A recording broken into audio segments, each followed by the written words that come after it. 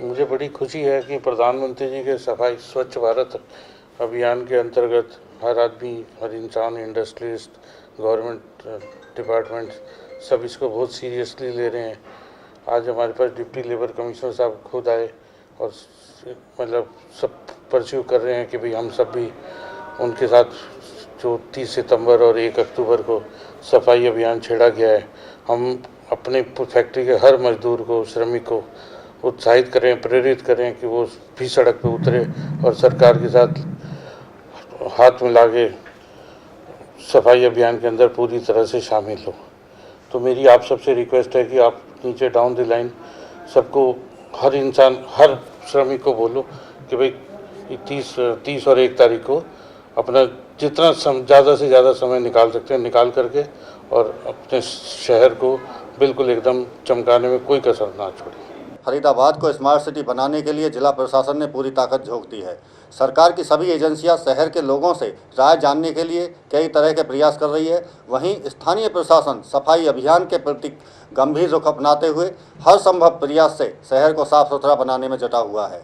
इस अभियान को श्रम विभाग ने भी पिछले कुछ दिनों से बड़ी शिद्दत से अपना रखा है, जिसके चलते श्रम विभाग ने उद्यमियों व श्रमिकों को अपने साथ जोड़कर औद्योगिक और दूसरे क्षेत्र में अपने हाथों से सड़कों को साफ कर इस अभियान को सार्थक बनाने का पूरा जोर लगाया हुआ है। बीबीएम खबर 24 आवर्स की स्मार्ट चर्चा में आज स्टूडियो में हमारे साथ खास मेहमान मौजूद हैं, जिनमें एक हैं एफसीसीआई के प्रतिनिधि रोहित रुंगटा जी और दूसरे उद्योगपति नवनीत गुम्मर और इनके साथ वरिष्ठ पत्रकार राकेश चौरसिया जी मौजूद हैं।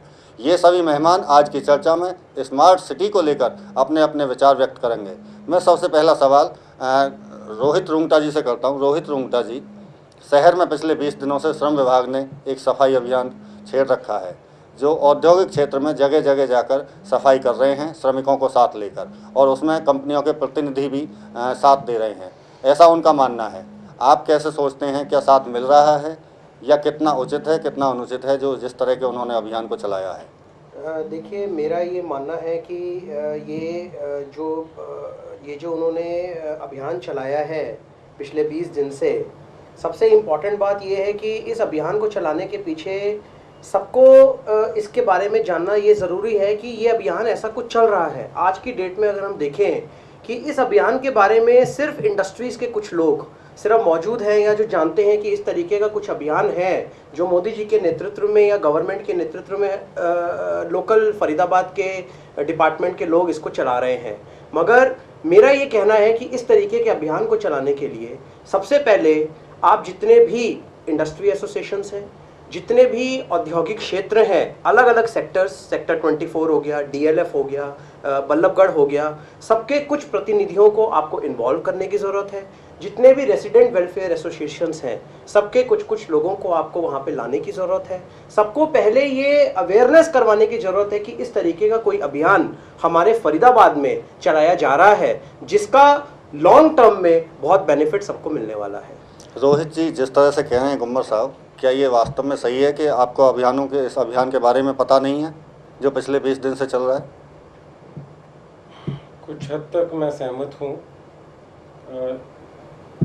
बातें कुछ सुनने को मिली हैं, लेकिन अगर हम कहें कि जो ग्राउंड रियलिटी है, ज़मीनी हकीकत है कि काम के लिए जो साथ है वो बराबर नहीं मिल रहा है।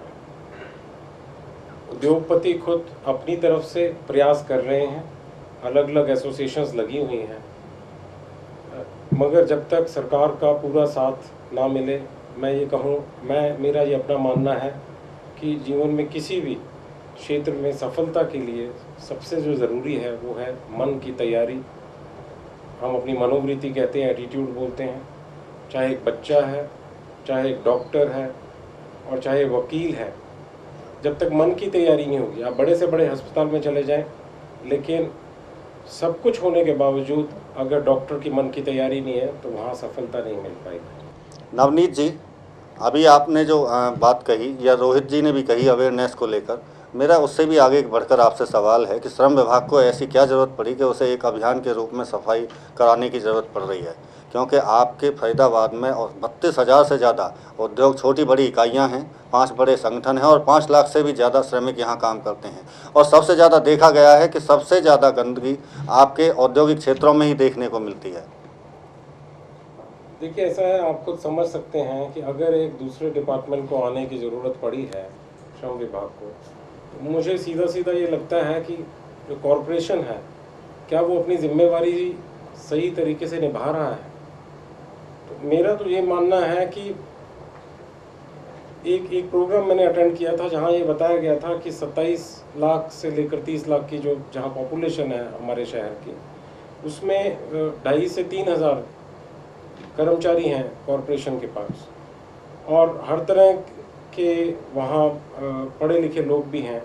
लेकिन जिम्मेवारी का एहसास जब तक नहीं होगा, जब तक मन की तैयारी नहीं होगी, तो मेरे ख्याल से वो रिजल्ट्स नहीं आएंगे। और यही कारण है कि आप कह रहे हैं कि इंडस्ट्रीज़ को आने की ज़रूरत। इंडस्ट्रीज़ का क्या काम है, इंडस्ट्रियलिस्ट का क्या काम है? क्या उनका अपना काम नहीं है?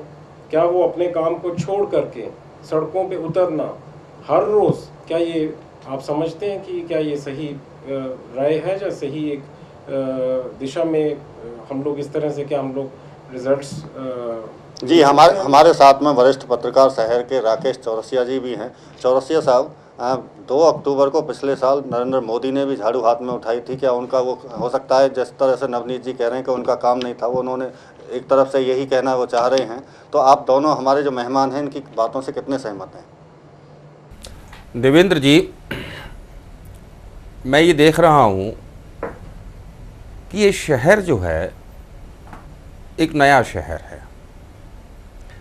सफाई के मामले में अगर हम देखें तो जितने भी पुराने शहर हैं वहाँ एक शहर की शहरदारी होती है, वहाँ कुछ ट्रेडिशंस होती हैं और उन ट्रेडिशंस में वहाँ सफाई की भी परंपराएं होती हैं। ये शहर कमोबेश 47 के बाद सन 50 में अस्तित्व में आया। यहाँ पर बहुत सारे जो वर्तमान पाकिस्तान है और तत्कालीन जो भारत था, वहाँ के लोग विस्थापित होकर के यहाँ पर आए। उन लोगों के मन में बहुत सारी भावनाएं तब भी उस भूभाग के लिए जुड़ी हुई थी जब वो वहाँ से उजड़ के यहाँ आए। उन लोगों ने यहाँ पर श्रम किया, इंडस्ट्रियलाइजेशन हुआ, नेहरू जी ने यहाँ इंडस्ट्रीज लगाई। उसके बाद यहाँ पर प्रवासी मजदूर आए, जिन लोगों का मन में ये थ्योरी थी कि भाई काम करेंगे, पैसा कमाएंगे, चले जाएंगे। इस शहर से लोग जुड़ नहीं पाए। हालांकि मैं जोड़ देना चाहता हूँ, सन 1500 में बादशाह जहांगीर के टाइम में एक छोटा सा इलाका फरीदाबाद भी यहाँ था जो बल्लभगढ़ तालुका के अंदर आता था। तो इस शहर को एक लंबे अरसे तक इस शहर के लोग अपना मानने को तैयार नहीं थे। उन्हें ऐसा लगता था कि वो पाकिस्तान से आए हैं, जो वर्तमान पाकिस्तान है वहाँ से आए हैं। मजदूरों को ये लगता था वो पैसा कमा करके अपने देश वापस चले जाएंगे। अब उन हालातों में परिवर्तन आया है। अब यहाँ जितने लोग रहने लगे हैं वो इस शहर को कमोबेश अपना मानने लगे हैं। इसीलिए इस शहर में चाहे बात सफाई की हो, चाहे तरक्की की बात हो, चाहे आपसी भाईचारे की अस्तित्व की बात हो, सभी मोर्चों पर यहाँ पर जो है एक ट्रेडिशंस भी शुरू हुई हैं। यहाँ पर आर्ट एंड कल्चर भी शुरू हुआ है, सब कुछ शुरू हुआ है, एक नया प्रोसेस शुरू हुआ है। उसी के बीच अब आपने सफाई और स्मार्ट सिटी की जो बात की है और इंडस्ट्रियल एरियाज़ में सैनिटेशन की बात की है। श्रम विभाग ने ये जो वहाँ के डीएलसी हैं अजय डूडी जी, उन्होंने ये बहुत अच्छा एक इनिशिएटिव लिया है। श्रम विभाग या डीएलसी का काम यही होता है कि मजदूरों की शिकायतों का निपटारा करना, लेकिन उनकी एक जिम्मेदारी है, वो एक कदम आगे जा कर के उन्होंने सैनिटेशन का जो अभियान चलाया है वो बहुत अच्छा अभियान है। मैं गांधी जी की एक बात को याद करता हूँ। महात्मा गांधी जी एक बात कहा करते थे कि लूट का दूसरा नाम व्यापार है। व्यापार का एक ही देवता है, प्रॉफिट। बाजार का एक ही देवता है, प्रॉफिट। जहां भी प्रॉफिट हो, जैसे भी प्रॉफिट हो, वो किया जाए। और मुझे ये कहने में कोई गुरेज नहीं है कि जो इंडस्ट्रियलिस्ट शुरुआत के यहाँ पर थे, उन्होंने इस शहर के संसाधनों के दोहन में अपना इंटरेस्ट दिखाया और जितना भी जिस भी किस्म का फ़ायदा हो सकता है उन्हें बाजार से वो उन्होंने लेने की कोशिश की। लेकिन जो इंडस्ट्रियलिस्ट नई पीढ़ी में आए हैं या पुराने इंडस्ट्रियलिस्ट भी पुराने होकर के अब उनको लगता है कि ये शहर उनका अपना है, तो वो भी अभी शहर की भलाई और बहबूदगी के बारे में सोचने लगे हैं। जब एक नरेंद्र मोदी जी ने स्वच्छता अभियान की बात चलाई, तो मैं निश्चित रूप से कहना चाहता हूं नरेंद्र मोदी का ये जो अभियान था ये एक कैटेलाइटिक एजेंट की तरह से उसने पूरे देश को इग्नाइट किया। और मैं यहाँ पर वही करिश्मा होते हुए देख रहा हूँ कि जब एक ऐसा लीडर जिस पे अवाम ट्रस्ट करता है तो पूरा देश उसकी बात पर चल पड़ता है। जिस तरह से महात्मा गांधी लंगोटी में दक्षिण अफ्रीका से आए थे, तब यहाँ पर हजारों लीडरान मौजूद थे, लेकिन पूरा देश महात्मा गांधी के पीछे लग पड़ा था।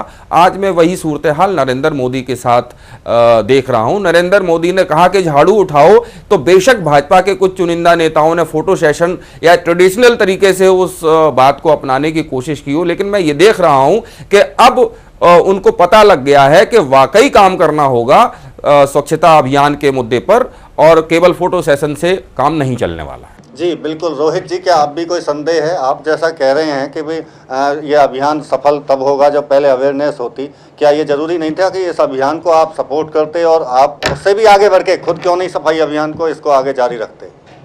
बिल्कुल हम इसको जारी रखते। मैं आपको एक एग्जांपल देता हूँ।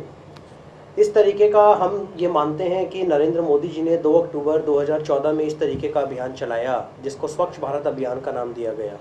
ऐसा नहीं है। अगर हम बात करें स्वच्छ भारत की, तो 1999 में एक इसी तरीके का इनिशिएटिव लिया गया था, and that was called total sanitation scheme initiative. जी, इसको TNS स्कीम के थ्रू हमने आगे इंडिया में बढ़ाने की कोशिश करी, बट बिकॉज ऑफ कि ये स्कीम ऐसी थी जिसमें अवेयरनेस कहीं पे भी नहीं था, सिर्फ पैसा एलोकेट कर दिया गया था और वो ये बता दिया गया था कि इस स्कीम को हम आगे कर रहे हैं, बट लोगों में बिल्कुल अवेयरनेस नहीं थी। लोगों को ये मालूम ही नहीं था कि टोटल सैनिटेशन स्कीम के नाम से कुछ जाना जा रहा है। नहीं, पिछले 1 साल से रोहित जी, मोदी जी ने जब से झाड़ू लगाई है वो जगह जगह, हरियाणा सरकार ने भी 1 नवंबर को पीछे सफाई अभियान फरीदाबाद से ही शुरू किया था। क्या अभी भी आपको जागरूक होने की जरूरत पड़ेगी? क्या कोई और जागरूक करे आपको, तब आप झाड़ू लेंगे हाथ में? और मैं इसमें और भी जोड़ देता हूँ कि सबसे ज्यादा गंदगी, जल प्रदूषण, वायु प्रदूषण, सबसे ज्यादा गंदगी इंडस्ट्रियल एरिया में देखने को मिलती है। मैं मानता हूँ कि ये जो अभियान चलाया गया है, ये डेफिनेट सी बात है कि एक इनिशिएटिव लिया गया है, इसमें इंडस्ट्रीज़ को आगे बढ़ना चाहिए। बट आप ये ज़रूर मानेंगे, जहाँ पे ज़्यादा इंडस्ट्रीज़ होती हैं वहाँ पे प्रॉब्लम्स भी बहुत ज़्यादा होती हैं।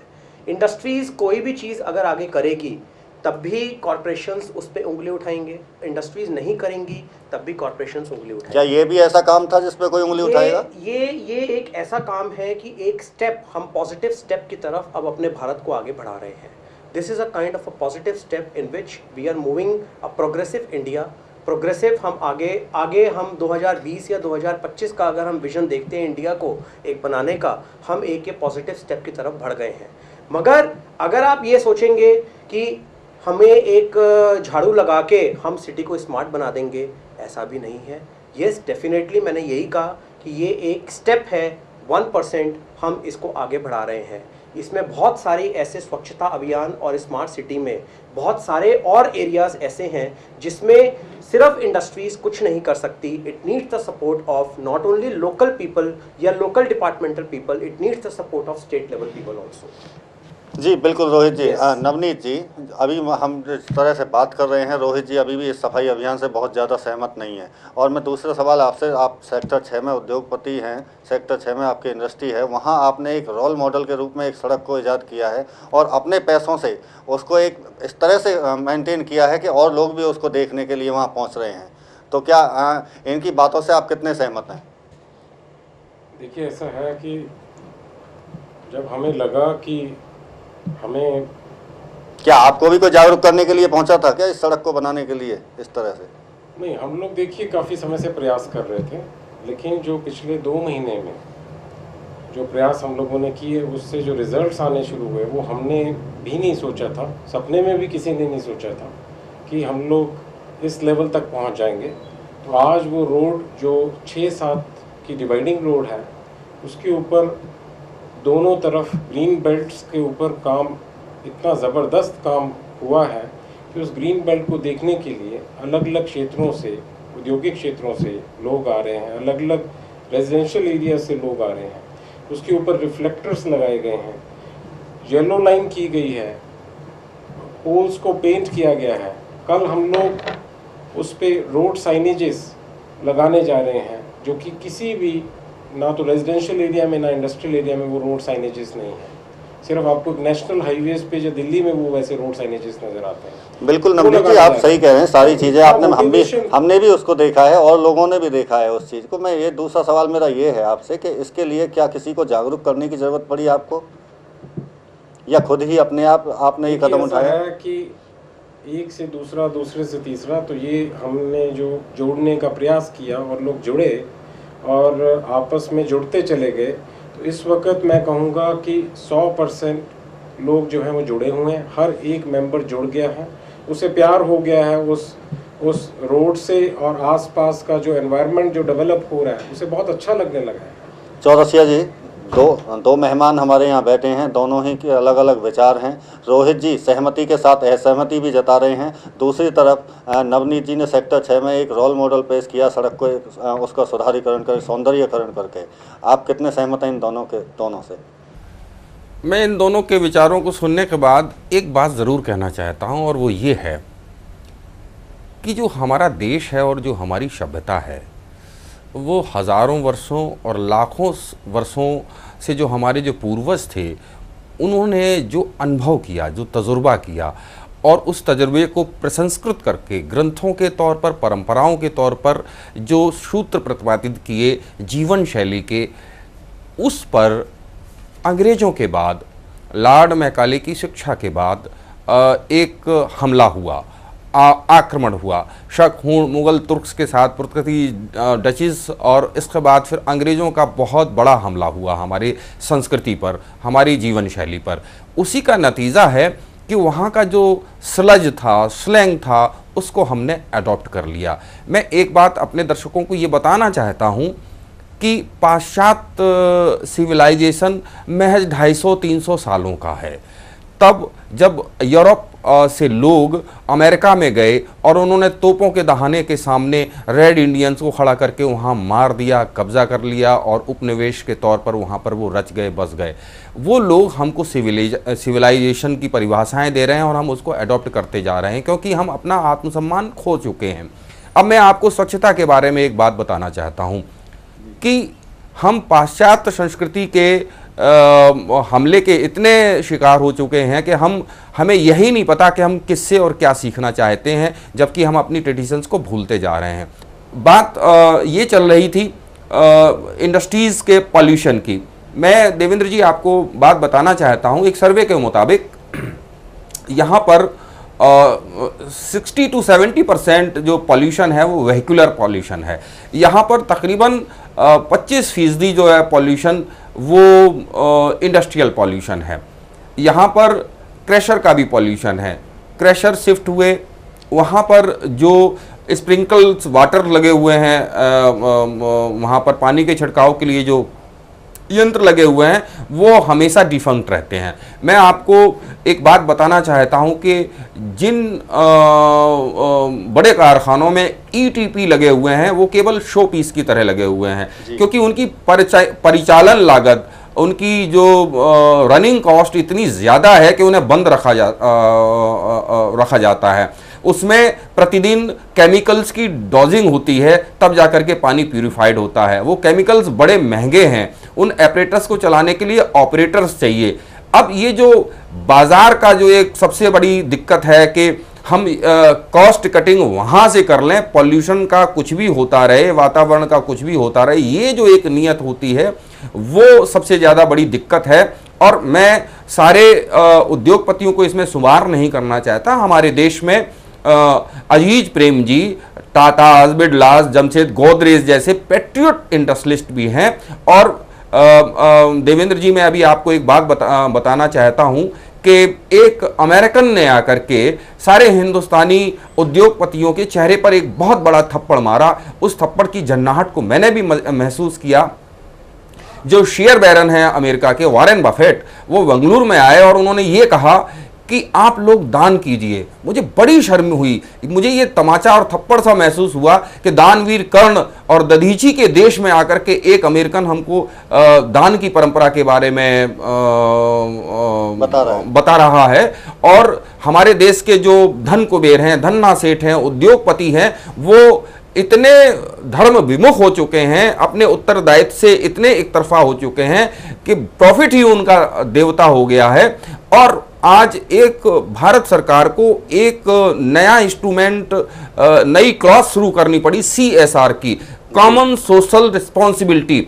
ये क्यों लागू हुई? ये इसलिए लागू हुई कि सरकार ये देख रही थी कि पिछले 40-50 सालों में जब ये कानून नहीं था तो उद्योगपति जो उनका प्राकृतिक दायित्व है कि अगर वो कमाई करें तो समाज पर भी खर्च करें और समाज के कार्य भी करें, जैसा कि हमारी परंपरा रही है। हमारे देश में धर्मशाला, विद्यालय, शौचालय, औषधालय, पुस्तकालय, क्रीडालय, ये सभी इनके निर्माण के, इनके संरक्षण और परिचालन का दायित्व हमारे देश के जो सेठ हुआ करते थे वो निभाया करते थे। लेकिन स्वतंत्र भारत में जब इंडस्ट्रियलाइजेशन हुआ तो उद्योगपतियों ने जब ये अपने उत्तरदायित्व को नहीं निभाया, तब जाकर के केंद्र सरकार ने जरूरत महसूस की कि CSR, जो कि अब उनके लिए मैंडेटरी हो गया है। बिल्कुल बिल्कुल ठीक कह रहे हैं आप। बिल्कुल CSR के तहत एक रेस्पॉन्सिबिलिटी इनकी बनाई गई है, उससे पहले नहीं थी। उसके बावजूद भी जो CSR के तहत नहीं आते उसको, उनको भी कहीं ना कहीं इसमें हमारा सोच ये है कि उन उद्योगपतियों को भी इस दायरे में कहीं ना कहीं छोटे अमाउंट के साथ लेके आया जाए, तभी आगे कुछ हो सकता है कि सामाजिक जिम्मेदारी और उद्योगपति बखूबी निभा सकें। एक छोटे से ब्रेक के लिए हमें रुकना है, ब्रेक के बाद में दोबारा जल्द हाजिर होते हैं। मुझे बड़ी खुशी है कि प्रधानमंत्री जी के सफाई स्वच्छ भारत अभियान के अंतर्गत हर आदमी, हर इंसान, इंडस्ट्रियलिस्ट, गवर्नमेंट डिपार्टमेंट सब इसको बहुत सीरियसली ले रहे हैं। आज हमारे पास डिप्टी लेबर कमिश्नर साहब खुद आए और मतलब सब परस्यू कर रहे हैं कि भाई हम सब भी उनके साथ, जो 30 सितंबर और 1 अक्टूबर को सफाई अभियान छेड़ा गया है, हम अपने फैक्ट्री के हर मजदूर को, श्रमिक को उत्साहित करें, प्रेरित करें कि वो भी सड़क पे उतरे और सरकार के साथ हाथ मिला के सफाई अभियान के अंदर पूरी तरह से शामिल हो। तो मेरी आप सबसे रिक्वेस्ट है कि आप नीचे डाउन द लाइन सबको, हर इंसान, हर श्रमिक को बोलो कि भाई 30 और 1 तारीख को अपना जितना ज़्यादा से ज़्यादा समय निकाल सकते हैं निकाल करके और अपने शहर को बिल्कुल एकदम चमकाने में कोई कसर ना छोड़े। ब्रेक के बाद एक बार आपका फिर स्वागत है स्मार्ट सिटी स्मार्ट चर्चा में। हम बात कर रहे थे श्रम विभाग द्वारा औद्योगिक क्षेत्र में फरीदाबाद नगरी में सफाई अभियान की। 2 दिन का 30 सितंबर और 1 अक्टूबर का श्रम विभाग की तरफ से एक विशेष सफाई अभियान भी चलाया गया है। हमारे साथ में FCCI के प्रतिनिधि रोहित रुंगटा जी भी यहाँ मौजूद हैं। रोहित रुंगटा जी से बात करना चाहेंगे कि रोहित जी, जो ये 2 दिन का विशेष सफाई अभियान चला है, इसमें आपका जो संगठन है FCCI वो कितना साथ दे रहा है? अगर अभी तक आपके पास में जानकारी नहीं है, जिस तरह से अब जानकारी आप तक पहुंच रही है, तो आप कल और परसों 2 दिन आप में कितना सहयोग करने वाले हैं? देखिए, ऐसा है कि अब क्योंकि इस चीज़ की हमें अवेयरनेस हुई है, तो हम डेफिनेटली चाहेंगे कि इन 2 दिनों में हम फरीदाबाद चैम्बर ऑफ कॉमर्स की तरफ से ही नहीं, बल्कि और भी जो संस्थाएं हैं, जो औद्योगिक संस्थान यहाँ पे जो चल रहे हैं, हम उनको भी अपने ई-गवर्नेंस के थ्रू ये मैसेज ज़रूर पहुँचाएंगे कि अगले 2 दिन में जब इस तरीके का अभियान फरीदाबाद में चलाया गया है, तो हम सबकी तरफ से, एक इंडस्ट्रीज़ की तरफ से, एक एसोसिएशंस की तरफ से हम इसको आगे बढ़ाएं और 2 दिन में हम कुछ सफाई अभियान के अलावा भी हम कुछ सॉलिड वेस्ट मैनेजमेंट की तरफ भी कुछ ध्यान दें और हम फरीदाबाद में कुछ एक अच्छा काम इन 2 दिनों में करके दिखाएं, जिससे लोकल डिपार्टमेंट्स जितने भी हैं, म्यूनिसिपल कॉर्पोरेशंस हैं, वो हमारे इस काम से अगर खुश होंगे, गवर्नमेंट खुश होगी, तो क्या है, वो इस अभियान को इसी तरीके से आगे बढ़ाएगी, आगे चलाएगी और एक मोटिवेशन सबको मिलेगा। आपस में एकजुट होकर काम करेंगे और इस तरीके का आगे फरीदाबाद शहर को बहुत फ़ायदा ही मिलेगा, ये इसमें कोई दो राय नहीं है। बिल्कुल फ़ायदा मिलेगा। रोहित जी इस बात से बिल्कुल सहमत हैं, इस अभियान को आगे ले जाने की, जैसा वो कह रहे हैं। मैं नवनीत जी आपसे जानना चाह रहा था कि ये एक अभियान तो चलाया जा रहा है शहर में, और लेकिन इसके साथ साथ में एक नगर निगम एजेंसी है, जो सरकार की एजेंसी है, उसको आप सफाई के लिए या और अन्य चीज़ों के लिए टैक्स देते हैं, लेकिन उनके कर्मचारी आपके क्षेत्र में नहीं देखे जाते हैं। हमारी भी कई बार उनसे बात होती है तो वो कहते हैं, उनका कहना ये होता है कि हम औद्योगिक क्षेत्रों में सफाई के लिए नहीं जाएंगे। तो क्या आप उस किस बात का टैक्स उन्हें दे रहे हैं? देखिए, सबसे पहले मैं अभियान के लिए भी कुछ कहना चाहूँगा जी। कि कल 2 दिन के लिए, वैसे तो हमारे पिछले 2 महीने से जो उद्योगपति हैं, कर्मचारी हैं, सब मिल के जो है वो सड़कों पे हैं और बहुत काम हो रहा है, जो कि आप आके देखा जा सकता है, सब लोग देख रहे हैं जैसे मैंने बताया। मगर उसके अलावा कल के लिए करीब 250 से 300 लोग हमारे यहाँ एक साथ इकट्ठे हो रहे हैं सुबह 7 बजे। उद्योगपति सभी, फैक्ट्रियों के कर्मचारी बहुत ही उत्साहित हैं कल के इस प्रोग्राम के लिए। और मुझे बहुत खुशी हो रही है यहाँ आप लोगों के साथ आपको बताते हुए कि लेबर डिपार्टमेंट से डीएलसी अजय पाल जी और additional deputy commissioner Harish Sharma ji, वो लोग साथ हैं सुबह, और वो भी सुबह 7 बजे पहुंच रहे हैं। और आज सड़कों पे उन लोगों ने कई घंटे बिताए हैं अलग अलग सेक्टरों में जाके। मैं कहूँगा कि बहुत मेहनत हो रही है। मेरा सवाल नगर निगम की बात पे आ रहा हूँ। और इसमें जो मैं बता रहा था कि सभी इंडस्ट्रीज 100% जो है वो साथ हैं और सब लोग मिलजुल करके ये काम करने जा रहे हैं, कल भी और परसों भी 2-2 घंटे सड़कों पर रहेंगे। नगर निगम का जो साथ मिलना चाहिए, और जो हमेशा से दिक्कत रहती है कि पैसे की कमी है, फंड्स नहीं है, और उसके अलावा मैं फिर से उस बात पे आऊँगा कि मन की तैयारी, जब तक एक टीम वर्क और जब तक एक ऊपर से रिव्यू सिस्टम नहीं सही होगा, कमिश्नर की तरफ से, जॉइंट कमिश्नर की तरफ से, नीचे कमिश्नर, जॉइंट कमिश्नर जो है वो लोग काम करना चाहते हैं और करने का प्रयास, कहीं ना कहीं निचले स्तर पे आप जो कहना चाह रहे हैं, निचले स्तर पे बहुत कमियां हैं। अधिकारी चाहते हैं, लेकिन कर्मचारी उसको अमली जामा पहनाने में थोड़ा पीछे हट जाते हैं। चौरसिया साहब, आपसे फाइनल कमेंट 40 सेकंड में। आप दोनों की बातें सुनी आपने, नगर निगम की भी सुनी। जी बिल्कुल। मैं थोड़ा सा एक मैसेज देना चाहूँगा यहाँ पर कि 2 समस्या हैं, क्लीन और ग्रीन की। जब हम बात करते हैं, साफ सुथरे शहर की बात कर रहे हैं, स्मार्ट सिटी की बात कर रहे हैं, बड़ी बेसिक चीज़ें हैं क्लीन और ग्रीन। इसमें 2 समस्याएं हैं कि एक, पहली तो ये है कि गंदगी हो और हम साफ करें, और दूसरा गंदगी ही ना हो। ऐसा कैसे, क्या ऐसा हो सकता है? तो जैसे हम लोग दूसरे देशों में सुनते हैं, सिंगापुर में है या जापान में है या बहुत जगह सुनते हैं कि आप एक कागज़ का टुकड़ा भी कोई फेंकता है तो उस पे फाइन हो जाता है, पेनल्टी लगती है। जी बिल्कुल ठीक कह रहे हैं गुम्मर साहब। शहर में क्या कॉर्पोरेशन में ताकत नहीं है? नहीं गुम्मर साहब, एक चीज और भी है कि ये सफाई निरंतर प्रक्रिया है, इसको बहुत जल्दी, इतनी जल्दी आप सिंगापुर भी नहीं बना सकते, टाइम लगेगा। लेकिन वहाँ भी गंदगी तो वहाँ भी होती है, हम चालान वाला सिस्टम, पेनल्टी क्यों नहीं लगा सकते हैं? बिल्कुल उनकी भी करेंगे तो मैं ये समझता हूँ कि 6 महीने में नहीं, आप जो चालान की आप समर्थन कर रहे हैं, चालान के नाम पे फिर आपसे उगाही होगी, उसको आप फिर दोबारा से कहेंगे कि ये चालान प्रक्रिया बंद की जाए। आज के लिए इतना ही। जिस तरह से सफाई अभियान ये चलाया गया है, हमारा भी मकसद यही है कि शहर को सफाई हो और स्मार्ट सिटी के रूप में इसका नाम और आगे जाए फरीदाबाद का। नमस्कार, धन्यवाद। मुझे बड़ी खुशी है कि प्रधानमंत्री जी के सफाई स्वच्छ भारत अभियान के अंतर्गत हर आदमी, हर इंसान, इंडस्ट्रियलिस्ट, गवर्नमेंट डिपार्टमेंट सब इसको बहुत सीरियसली ले रहे हैं। आज हमारे पास डिप्टी लेबर कमिश्नर साहब खुद आए और मतलब सब परस्यू कर रहे हैं कि भाई हम सब भी उनके साथ, जो 30 सितंबर और 1 अक्टूबर को सफाई अभियान छेड़ा गया है, हम अपने फैक्ट्री के हर मजदूर को, श्रमिक को उत्साहित करें, प्रेरित करें कि वो भी सड़क पर उतरे और सरकार के साथ हाथ मिला के सफाई अभियान के अंदर पूरी तरह से शामिल हो। तो मेरी आप सबसे रिक्वेस्ट है कि आप नीचे डाउन द लाइन सबको, हर इंसान, हर श्रमिक को बोलो कि भाई 30 और 1 तारीख को अपना जितना ज़्यादा से ज़्यादा समय निकाल सकते हैं निकाल करके और अपने शहर को बिल्कुल एकदम चमकाने में कोई कसर ना छोड़ें।